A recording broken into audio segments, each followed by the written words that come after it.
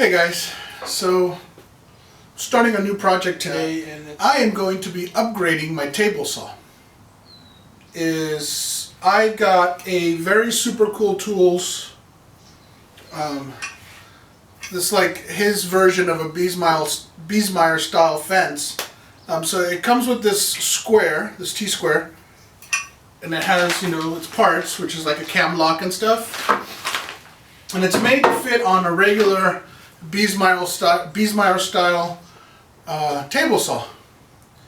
I have a rigid table saw from Home Depot, and it doesn't have the correct system for it, so I'm going to have to be making the rails for it. Now this is the extruded aluminum that attaches to this and becomes the table saw fence. So that's this part.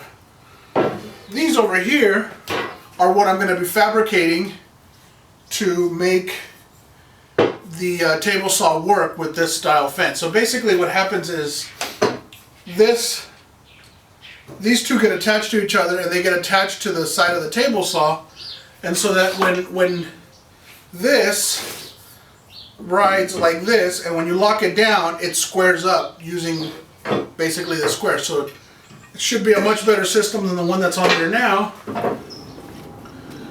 So this is my current table saw system, and I actually like the table saw a lot. The blade has its issues, and it sometimes gets skewed and stuff, but it's pretty much, I've got it tuned up and ready to go to work. The problem is the fence, right? So the fence, and I have added attachments to it to make it flat here, and this has become a router table part, but essentially it's designed to work sort of like the Biesmeyer style fence, except it's not very good. So what happens is sometimes it skews, and it's hard to show, but like it skews like this. Even when you lock it, it doesn't straighten out very well. It's not a strong enough system to straighten out the entire blade. So I'm ready to upgrade it, and that's what we're going to be working on. Okay, so I drilled the holes in the bottom of the angle iron.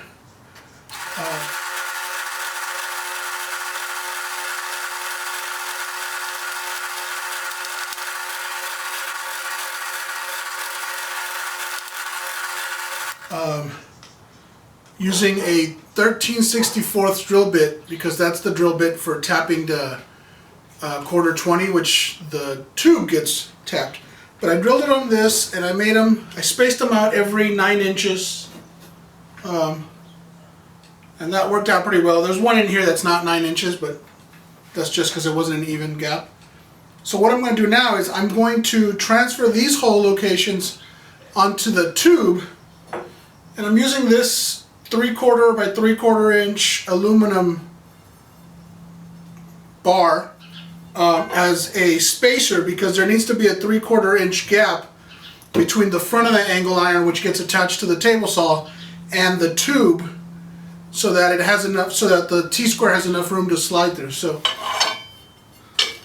this is the spacer, and I put a couple of little dowels in here because the angle iron has a bit of a radius down at the bottom, and then this corner wouldn't work so well, so this way it doesn't touch down there. And so now I can clamp this like this,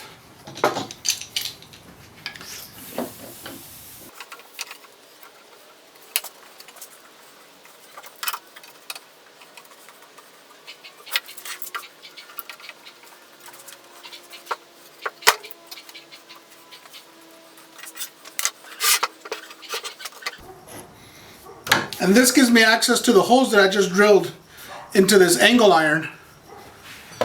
So I'm going to mark this just using the same drill bit that I used to drill the holes.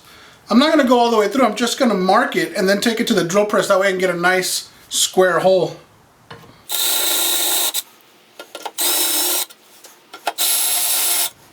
So now that the holes are marked, I'm just going to use the drill press and drill them to 13/64, and then after that we'll tap them.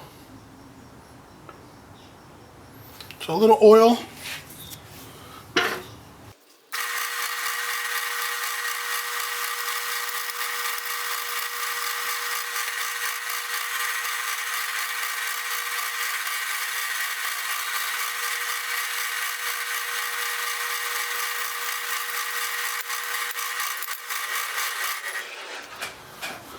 So next, I'm going to tap all the holes using a 1/4 tap, and I'm just going to do it by hand because that's what I have, and it should be relatively simple. Okay, let's get some cutting fluid.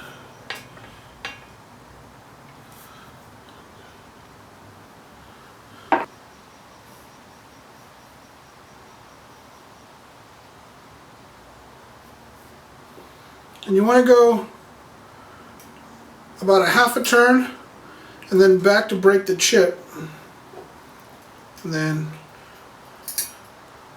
you know, a half to a 3/4 turn. You might be able to push it, but there's no point.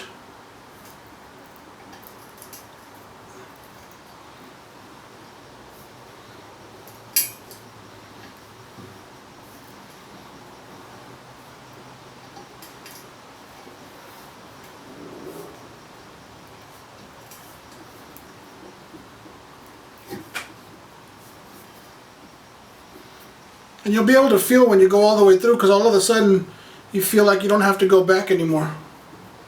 Like right here, I'm all the way through. Now you can take it out.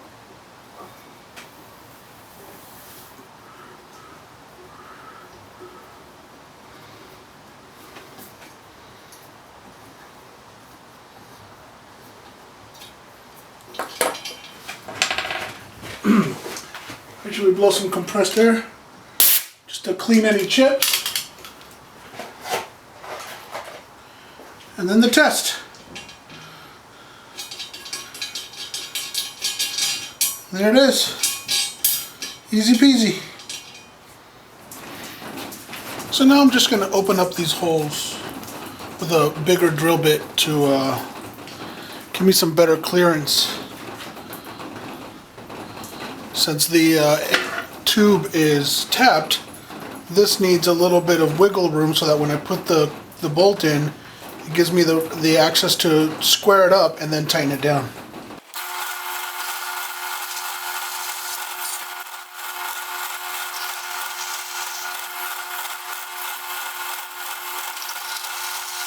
So I need to cut clearance holes for the miter slots on the table saw.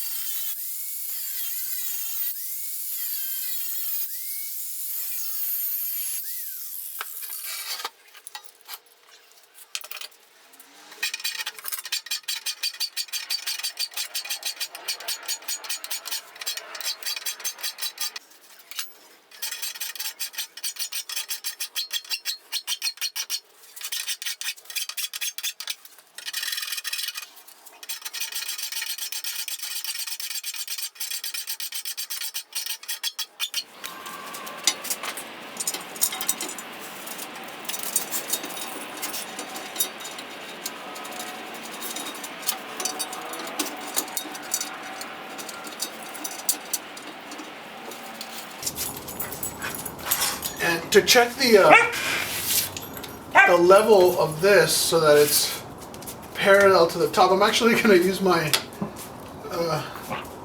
I have this angle gauge that I use for my blade, but I can set it to 0 here and then move it to this thing down here and just check it, and that looks pretty parallel, so I'm going to go ahead and tighten.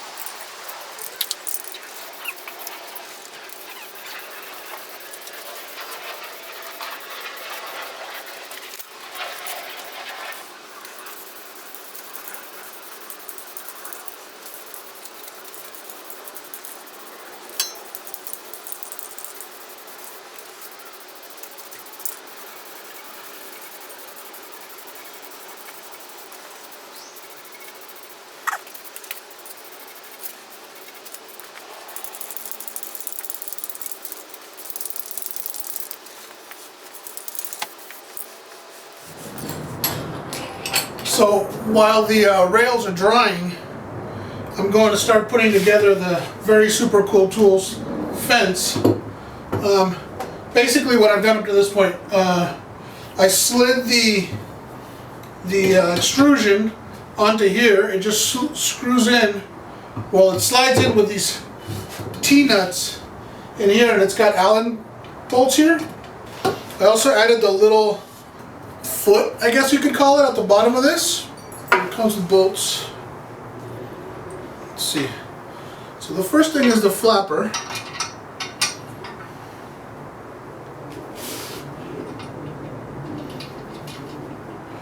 And I'm not sure how tight it's supposed to go. I'm guessing it's not supposed to go very tight because it doesn't really need to.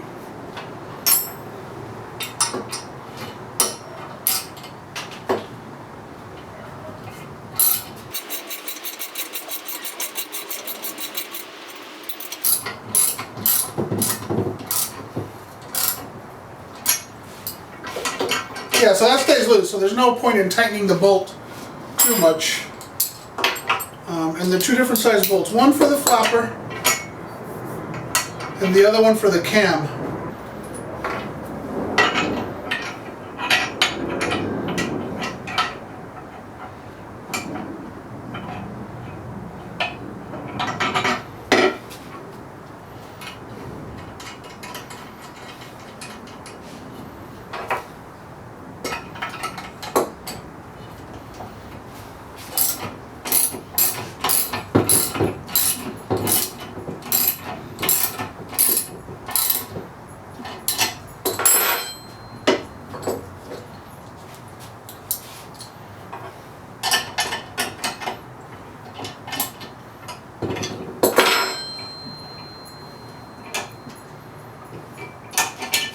I mean, that's really it. I mean, that's all you need to do to put it together.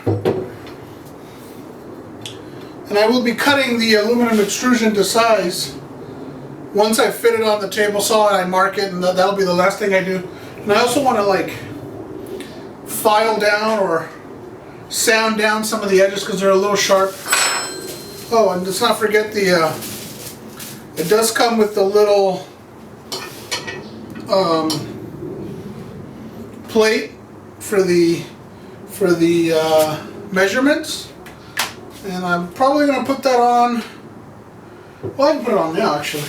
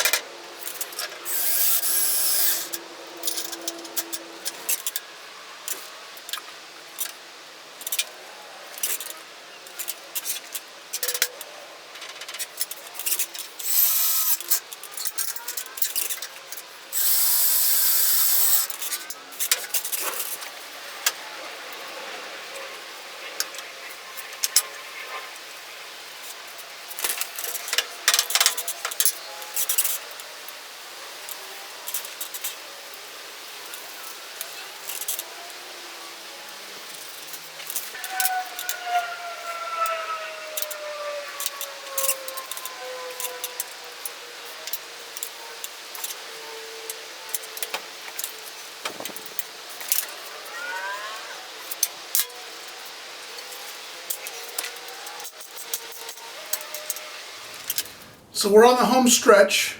The rails are put on. Everything is squared up, everything is set, everything is ready. Now we just have basically the finishing touches, which means I have the measuring tape. I just bought the Starrett combination SAE and metric. I also wanted to add a piece of thin steel to the front of the rail tube, so that when you clamp down the table saw fence, it was leaving marks in the paint. Now, I could have probably waited a little longer for that paint to really harden, but I didn't want to wait a month.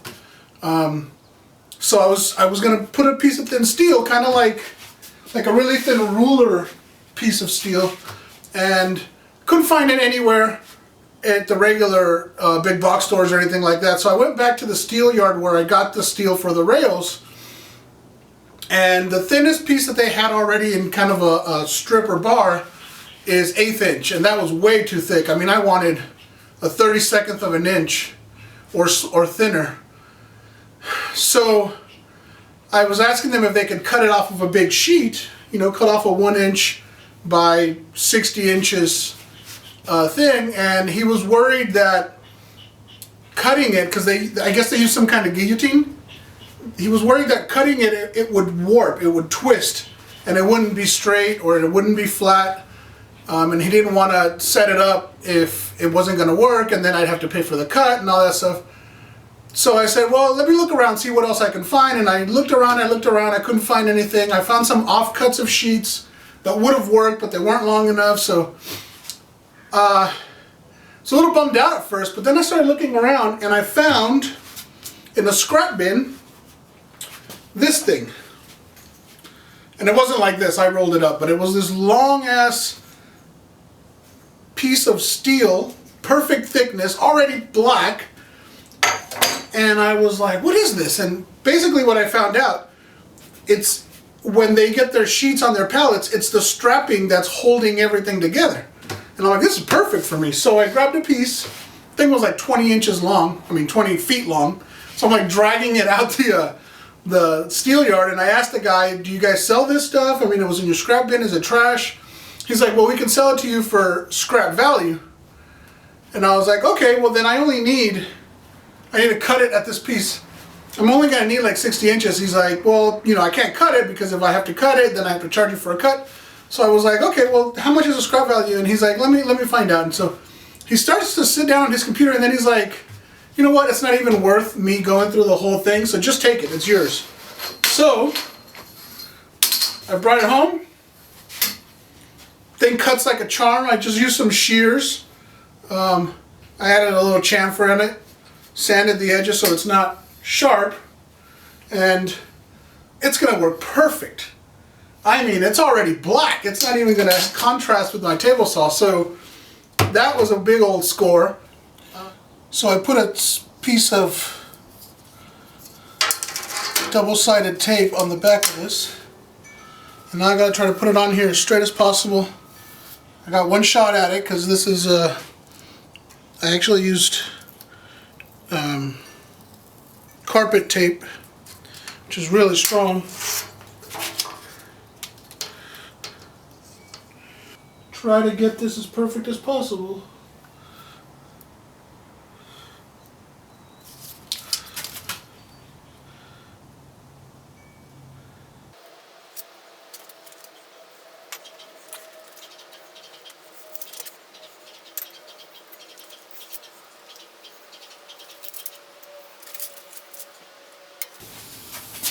Oh, whew, that looks pretty good. Alright, so the way I'm going to do this, so I'm going to use this brass 3/8 inch setup guide. And basically I'm going to put this up against the piece of steel that I just put on there, and then I'm going to slowly move it as I'm putting the tape down, and that should get it pretty straight enough for this anyway. So alright, and I've marked a little scratch mark where the 0 goes, and here goes nothing.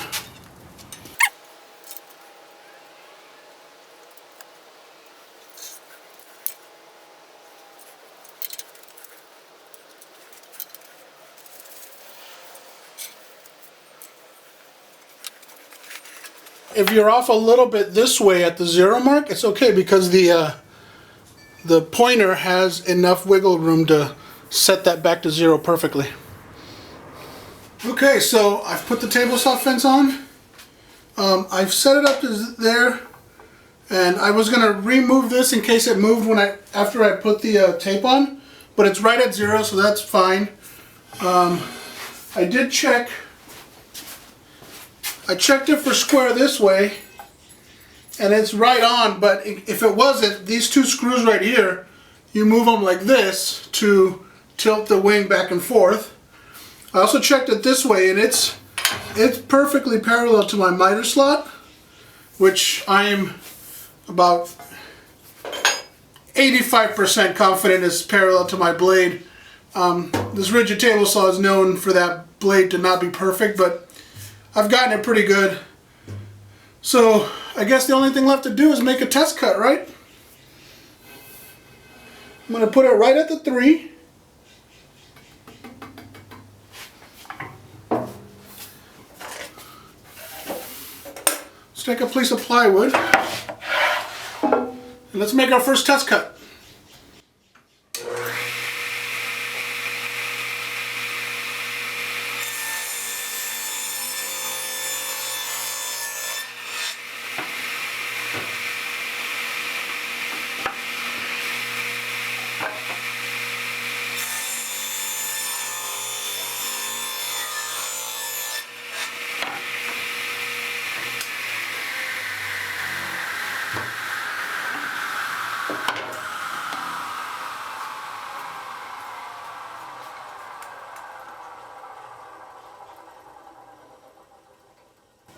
Right on the money, 3 inches. Let's see if it's 3. And right on the money, 3 inches. Man, that makes me so happy. My old table saw, sometimes, my old fence, sometimes from the front to the back of the piece, I mean, it could have up to like a 32nd, and if it was really bad, a 1/16 of an inch difference. This is right on, it locks up. I'm so excited about this. Well, guys, thank you for joining me on my journey to upgrade my saw. It was a blast. I had a blast. I'm so happy with the results. I got to learn a whole lot of new things working with metal. You know, stuff I hadn't done before, and that was a lot of fun. I mean, it was pretty simple. I'm really happy with the Very Super Cool Tools table saw fence. I've put it through its tests a little bit. I can't wait to run it for a longer period of time. Other than that, thank you for watching. I hope you enjoyed it as much as I did, and I will see you in the next one.